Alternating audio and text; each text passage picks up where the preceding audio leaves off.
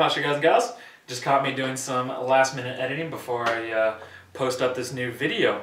But while I was doing this, I thought it'd be a good time to take a minute and talk about how to work pain-free at your PC. Now, I'm not a professional ergonomics expert by any means. I don't play one on the internet, but being the posture guy, I know something about posture and how the body works and how it likes to work, okay?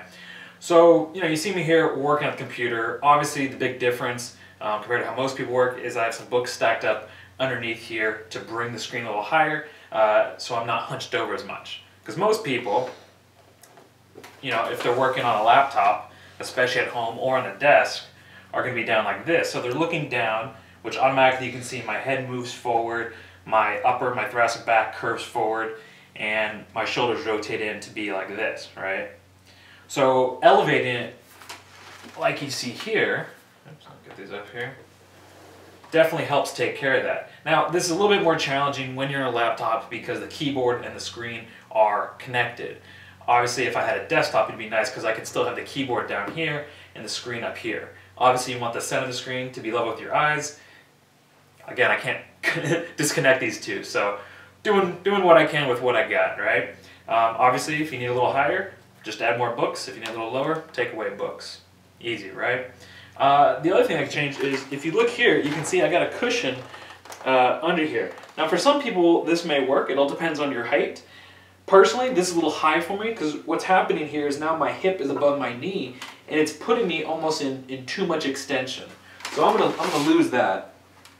Now I'm gonna sit a little lower, but now you can see there's more than 90-degree angle. My feet are flat on the floor. I'm not reaching towards the floor. I'm not kind of shoving to the floor. I'm just at the right angle. And I believe this chair is 18 inches. I'm 5'8", so those are both average heights. Obviously, if you're taller, you need a little bit more of a lift.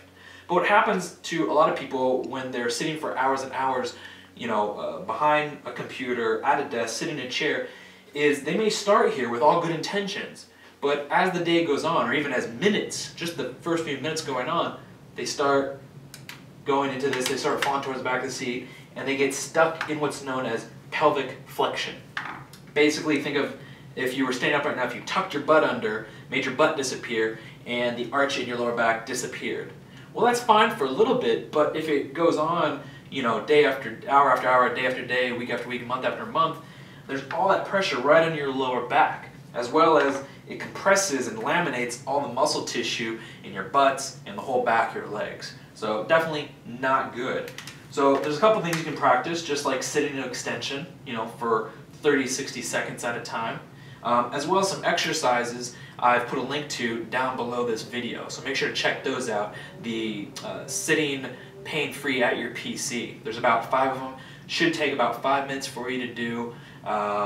You want to do those for every 2 hours you're sitting behind the PC. Take 5 minutes and do those. They'll really, really help out, okay? So I think, ergonomically we kind of went over everything. Again, ideally you would have a desktop where you can have the keyboard down here and the screen up top. But if you have a laptop, just set on something. They make plenty of really nice docking stations or things to hold it up higher. We travel a lot, so it's kind of hard to do that. So I just use books. Keep it simple, right? Okay. So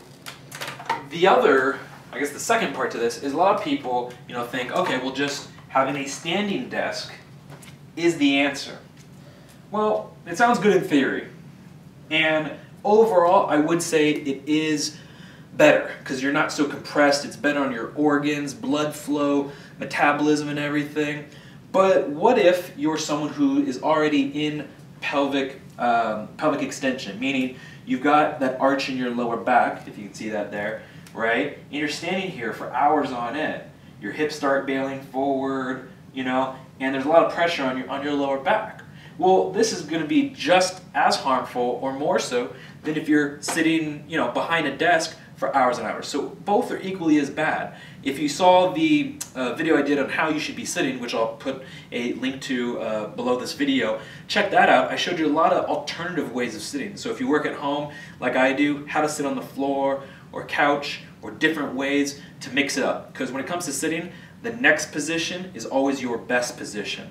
But if you're like the majority of people and you have to sit or stand at a computer, this is what you can do, okay? So let's say you're standing. Again, same thing, you want the screen ideally at eye level. Again, I have a laptop, so this is as good as I can get.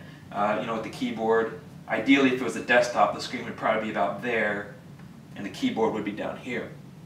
The other thing you can do is have a stool, that you can slightly sit down on, or simply bring a stack of books or something to kind of makeshift. When you're at a bar, they have that, a bar at the bottom of the bar, so you can put your foot on top, like so.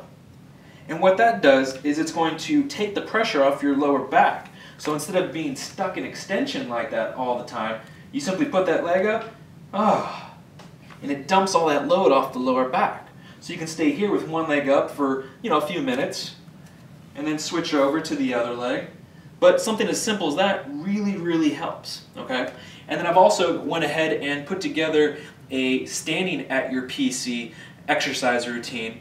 Again, it's going to take about 5 minutes. You want to do it for every 2 hours you're standing at the computer. Because like I said, whether you're sitting or standing, both are challenging for your body to maintain for hours and hours and days and weeks and months on end. So both are important to counter it. Obviously, they're the opposite. When you're sitting, you're stuck in that flexion, right? When you're standing, you're stuck in extension. So that's why there's the need for the two separate routines, okay? Obviously, the thing that both have in common is if you're working on a computer, there's that tendency for the shoulders to roll forward. So both exercise routines will look to counter and correct that, all right? So I think that's it for today.